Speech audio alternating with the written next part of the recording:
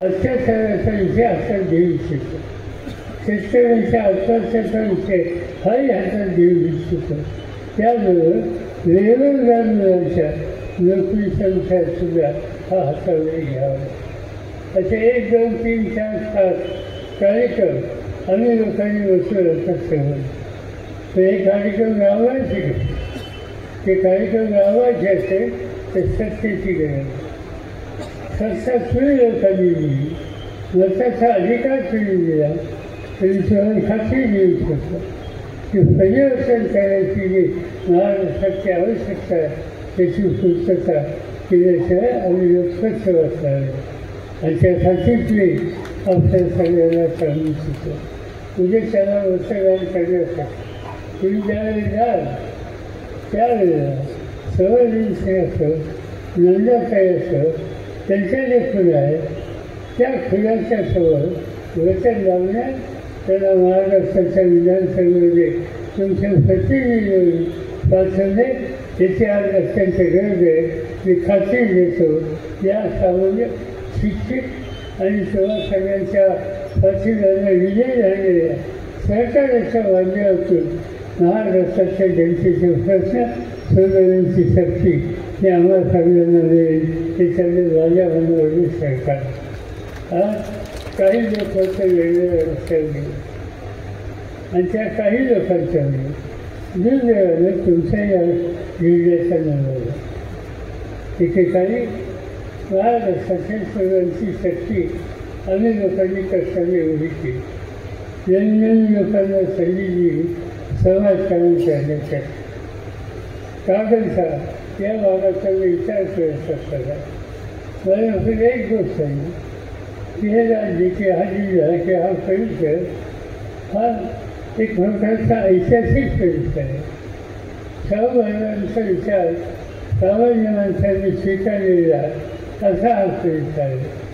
हातामध्ये असलेली सत्ता लोकांच्या खाती वापरायची असते आणि ती वापरत असताना जात पात धर्म हा विचार कधी करायचा नसतो. हे सूत्र सर्व भारताला सर्व देशाला आणि देशाने ते स्वीकारलं. खूप आपल्याला असं असतं की सर्व भारताचं नाव, महात्मा ज्योतिबा फुलांचं नाव, सावित्रीबाई फुलांचं नाव हे महाराष्ट्रापुरतं सीमित आहे. तर ही गोष्ट खरी नाही. मी बिहारमध्ये जातो शाहू महाराजांचं नाव लोक घेतो. मी उत्तर प्रदेशमध्ये जातो जिल्ह्याचं नाव शाहू जिल्हा म्हणून त्या ठिकाणी बघायला. तसंच स्वतःची नावं या अन्य राज्यांमध्ये सुद्धा महात्मा ज्योतिबा फुल्यांच्यामध्ये असतात, आंबेडकरांच्यामध्ये असतात, सावित्रीबाईंच्यामध्ये असतात, शाहू महाराजांच्यामध्ये असतात.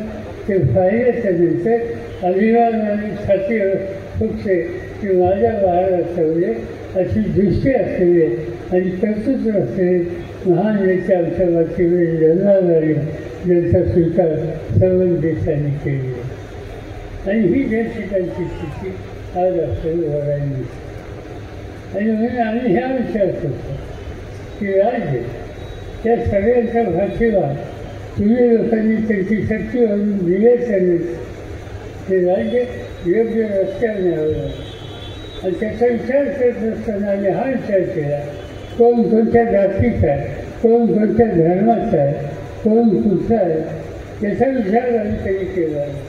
आणि विशेषतः हा विचार केला समाजाचे लहान घटक असतील, अल्पसंख्याक असतील त्यांचा सन्मान केला असतील, त्यांना संधी द्यायला असतील आणि त्याच विचारातून कोणाचा विचार करत असतो. अनेक लोकांनी सुसंवाद साधला अनेकांच्यावर, अनेकांची नावं फुलवली आणि त्याच्यामध्ये हसन हुसेन खानचं नाव हे सुद्धा आमच्या फुलावं आणि हे नाव आलं त्यावेळेला आणि आपसात बसून चर्चा केली. लहान समाजाचा घटक काम करण्याची तयारी आहे असं सांगतात. त्याला शक्ती दिली आणि शक्ती दिली ती सतत तुमच्या भागात आलं. जाहीर सभा घेतल्या, तुम्ही लोकांनी साथ दिली. महाराष्ट्राच्या विधानसभेत त्यांना जातात. महाराष्ट्रामध्ये आम्हा लोकांच्या त्या ठिकाणी संख्याबळ वाढले आणि आमच्या संख्याबळामध्ये काही लोकांना वंशभेदाची जबाबदारी घ्यावी हा विचार आमच्या सगळ्यांच्या समोर होता. आणि या संदर्भात विचार करत असताना आणि लोकांनी हाच विचार केला. एक तर कोल्हापूरसारख्या जिल्ह्याचा हा प्रतिनिधी, जवळजवळ हा समाजाच्या लहान घटकांचा प्रतिनिधी, नव्वती तुमच्यासाठी कष्ट करण्याची तयारी त्यांनी आमच्या पुढे बोलून दाखवलेली. त्याच्यावर नुसतं अवजार नाही तर राज्य सरकार चालवण्याच्यासाठी जे मंत्रिमंडळ शेतकऱ्याची त्याच्यामध्ये सुद्धा ठरलेली अनेकदा दिली. तुमची जेव्हा आजकाल काय ज्या वेळेला महाराष्ट्राची गरज आहे, महाराष्ट्रावर धोकेबाजी करण्याचं काम केंद्र सरकारकडून होते, नरेंद्र मोदींच्या सरकारकडून होते. महाराष्ट्राला सन्मानाची वागणूक मिळत नाही. महाराष्ट्राच्या प्रश्नाची मांडणी आणि केल्याच्या नंतर त्याची सोडवणूक करण्याच्यासाठी सरकार मिळत नाही. आणि अशा वेळेला एक प्रचंड शक्ती दाखवून महाराष्ट्राच्या कर्जामध्ये न्याय करेल त्याची खबरदारी घेण्याची आज आवश्यकता होती. अशा वेळेला यासाठी साथ द्यायच्या ऐवजी आमचे काही लोक गेलेली कुठे गेले माहिती, एक दिवशी आले भेटत आणि आम्हाला सांगायला की आम्ही सगळेजण काहीतरी वेगळं विचारतो, तुम्ही आमच्यावर चला. मी त्यांना म्हटलं की मतं कुणाला लागली ते आपलं मतं झालं, कुणाच्या विरुद्ध मागितली, भाजपच्या विरुद्ध. आणि जायचं कुठं म्हणतात भाजपचं, म्हणजे कशासाठी?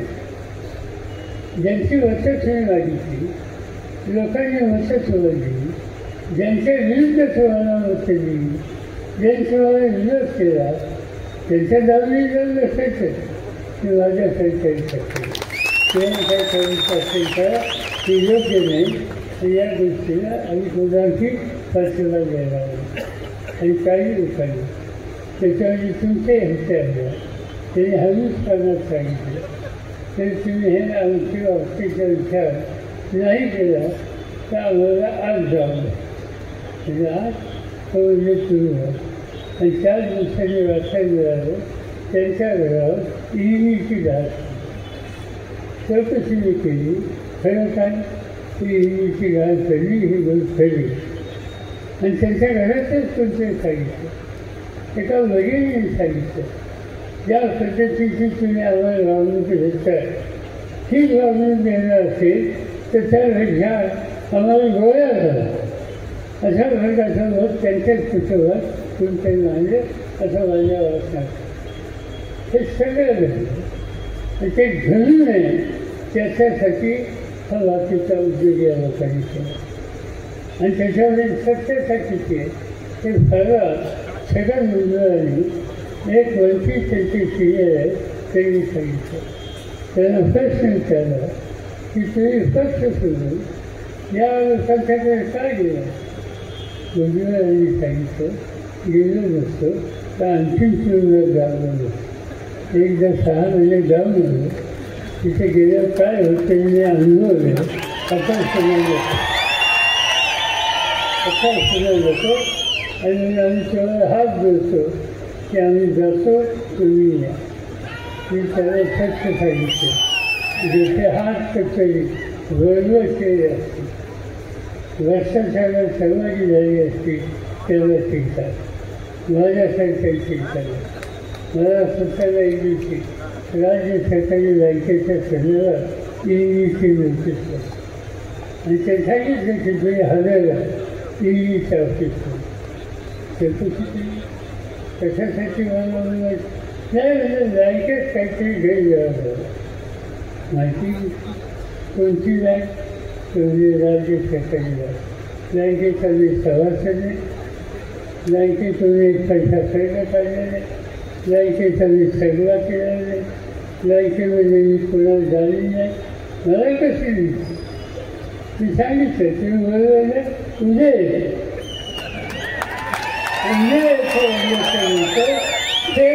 मुंबईला गेलो, पक्षाच्या ऑफिसमध्ये बसलं, तुमच्यासारखे हजारो कार्यकर्ते जवळे आणि नित्य म्हणल्याच्या नंतर गावाकडे पोलीस कमिशनर इंग्लिश ऑफिस आमच्या ऑफिसमध्ये आले. निघायची तयारी नाही येऊ नका आणि ते हात जोडते येऊ नका आणि म्हणजे का त्यामुळे हे काम चुकून जाईल. त्यामुळे माझं नाव आहे ना म्हणजे नाव आहे तर येऊ नका. आणि शेवटी ते मला हात जोडले आणि कळवलं की आम्ही तुमच्या उद्देशी तक्रार सत्यावर आधारित नाही म्हणून तुम्ही येण्याची आवश्यकता नाही. पुन्हा मला कधी बोललं. आणि इथे काय घडलं कागदला काय घडलं यानं सगळं दिलं. शक्ती दिली, लोकांनी शक्ती दिली, सन्मान दिला. त्यानं वरवसा वळल्याच्या नंतर हे आणि त्यांचे सगळे सहकारी उठून भाजपवाल्यांच्या फलकी जाऊन बसतात. म्हणजे मतं मागच्या निवडणुकीची वेळी मागताना हा विचार नाही केला. लोकांनी निवडून दिलं त्या लोकांची बांधिलकी ठेवायचा सवय तुम्ही लोकांनी दिला होता तो तुम्ही झाला नाही. आणि कुठल्याच तरी आपल्यासाठी भूमिका घेतात. तुम्ही घ्या माझी खात्री आहे की कागद तालुका असो गडगिरी तालुका असो या भागाची जनता गैरविरोध असतील पण ते स्वाभिमानी ते सन्माननीय ते काय वाटेल त्याची पण राष्ट्रीय करणार खोट्या गोष्टी कधी करणार नाही. आणि त्या प्रकारे हा स्वभाव हा तुम्हा सगळ्यांचा स्वभाव सगळे देशाला माहिती आहे. आणि त्यामुळे तुम्हा लोकांचा अभिमान माझ्यासारख्या अनेकांना असतो. पण जिथं काहीतरी हा कुठल्याही गोष्ट असते हा गुणांवर केलेला असते त्या लोकांना असं झोप येते. मला आठवतं की त्यांच्या एका सहकार्याने सांगितलं ते गेले विचारलं आणि विचारलं तुम्ही गेला खावायला तुम्ही काय निश्चयाचे गोष्टी म्हणजे कसं वाटते म्हणजे असं झोप येईल. म्हणजे झोप म्हणजे आता इंग्रजीची वृत्ती असते. आणि चौकशी केल्याच्या नंतर कळलं की जे जे लोक खावायला सोडून गेले त्या सगळ्यांच्या इंग्लिशच्या तसे केसेस असतील तर त्या केसेस संस्थेला नाहीत. आम्ही अधिकाऱ्यांना विचारलं त्यांनी स्वच्छ सांगितलं या लोकांच्या केसेस आमच्या सेवल्या होत्या. त्यांनी भाजपला साथ द्यायचा निर्णय घेतला. सेवल्यावरची फाईल आम्ही घेतली आणि कफासात केली. त्यामुळे बंद नाही केली ती चालू आहे. आज ना उद्या ती पुन्हा निघणार आहे आणि पुन्हा एकदा त्यांना देणार आहे. आणि त्यामुळे आज ना उद्या पुन्हा केस निघेल त्याची चिंता देणार आहे.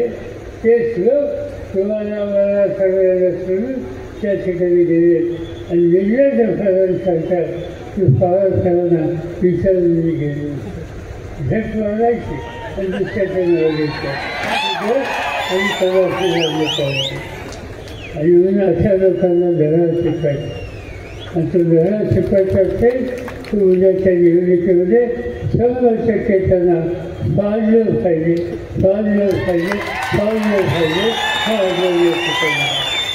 तुम्ही भाग्यवान आहे की दुसऱ्या बाजूला तुमच्यासोबत यांच्यासारखा एक उत्तम सुसंवादित स्वच्छ करण्याचा तुमच्याशी वाजण्याची ठेवणारा असा नेता आज तेव्हा सगळ्यांना या ठिकाणी मिळालेला.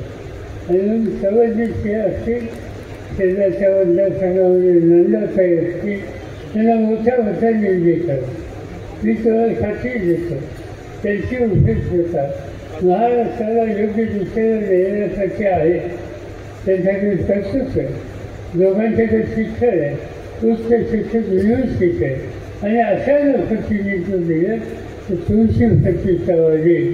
तुमची प्रतिष्ठा वाढण्याचं काम उद्याच्या 20 तारखेला आपल्या सगळ्यांना करायचं आहे.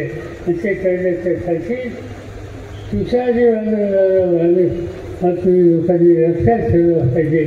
आणि महाराष्ट्राच्या सगळी उन्हाळ्यामध्ये त्यांना पाठवलं पाहिजे. एवढीच विनंती आपल्या सगळ्यांना घेतो.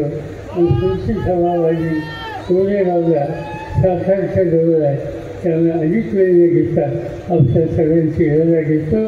जय हिंद, जय महाराष्ट्र. देशाचे नेते आदरणीय शरदचंद्रजी पवार साहेब या ठिकाणी आले. सर्व गडिंग्लज आणि कागलमधील मतदार बंधू भगिनींच्या वतीने